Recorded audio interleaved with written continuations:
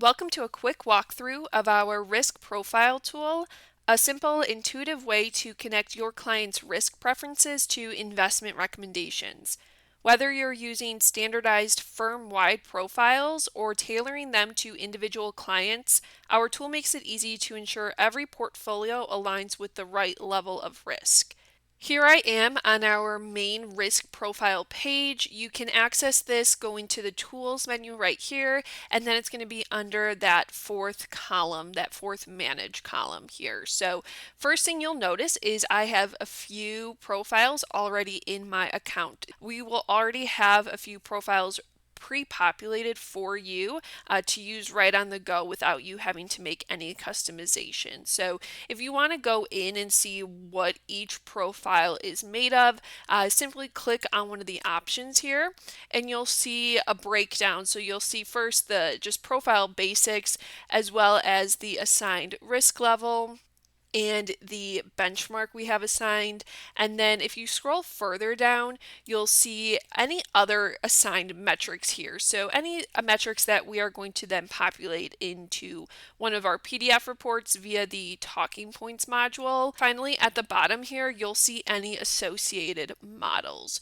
So if you are looking at one of these public risk profiles and you maybe just want to make a slight adjustment here, really simple to do without having to completely build this back from scratch. So to duplicate this, you'll just scroll back up to the top, go back to the main risk profiles page here, and then once that loads, you'll see the three dots here, and then you can duplicate it, give it a new name. All of those sections will be completely editable for you.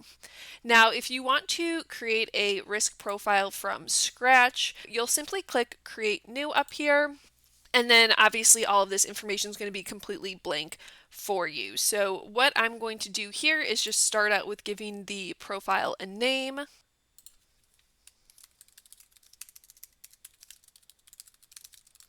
And then this report display name is going to be the name that appears on any of your PDF reports. So for me, I'm just going to keep this the same as the name of the profile.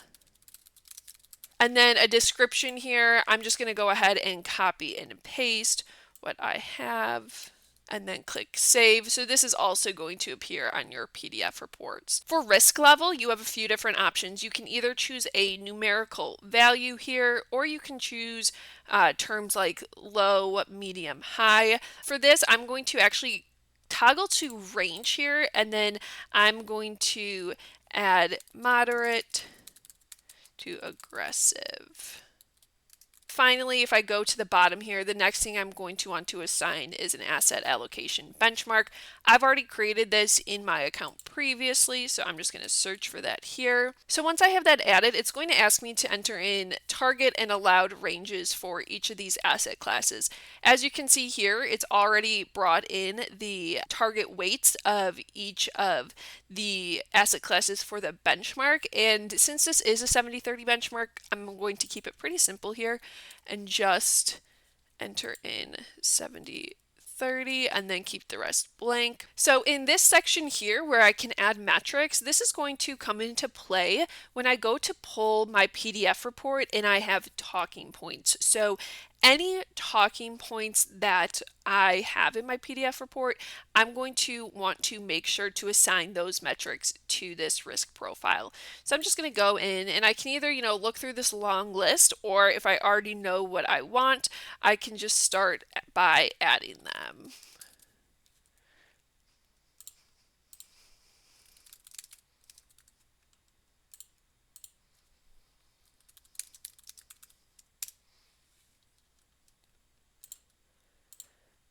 Once I have those there, you'll see it will look similar to above. I can enter in the targets as well as the low and the high.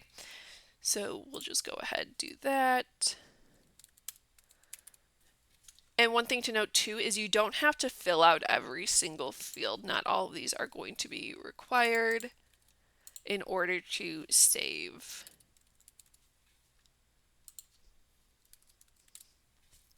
So once I have those, I can then scroll down to any associated models. So the associated models is what you're going to want to think about when you're pulling a comparison PDF report. This is going to be the options you can choose from here. So I'm just going to add in that benchmark I created as an associated model, and you'll be able to add up to 10 different associated models to a specific risk profile. So I can look this over. Once I'm happy with how everything looks here, I can go ahead and click save, and it's going to boot me back to that main risk profile page. Now that I have this risk profile built out, I can do a few different things here. So first thing I can do is I can go ahead and I can share it with any of my colleagues. So click that share button.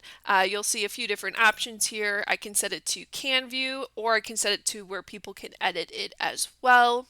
And then from here, I could also go into my report builder tool and either generate a PDF report or create one with our risk profile modules that we have. So if I just toggle over to report builder here, as you can see, you will already have a default report in your account with the risk profiles attached. So that is here. If I wanted to make any changes to this risk profile report, I'll want to go ahead and duplicate it.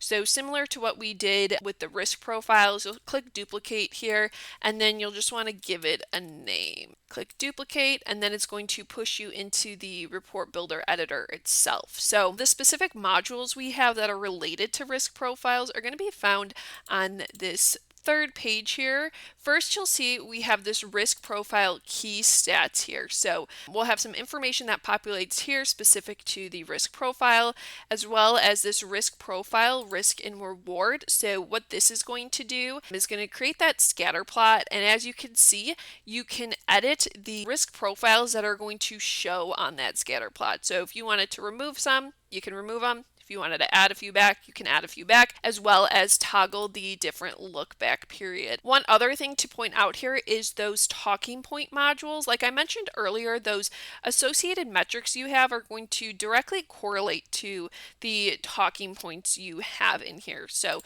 right here, I have a few different talking point modules added. So what I can do is currently I don't have any specific talking point module associated. If I wanted to, I can select talking points, and then it's going to give me this pop-up box here to choose the ones that I want.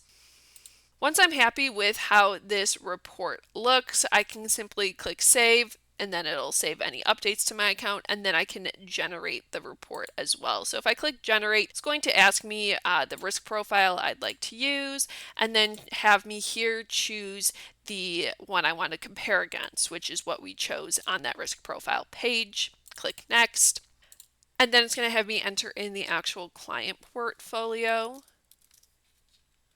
I'm going to choose that here, click next. Once the report has loaded, you'll see that it looks very similar. Cover page looks similar.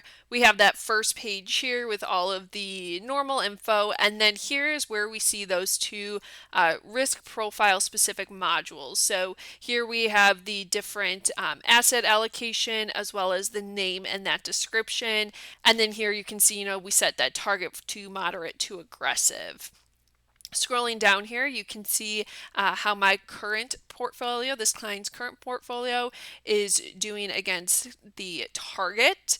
And then if I scroll down even further, here's where you'll start to see those talking points that we added, which were related to those associated metrics, as well as the asset allocation of the risk profile I set and the benchmark. And then scrolling down even further, you'll see the other two talking points I added.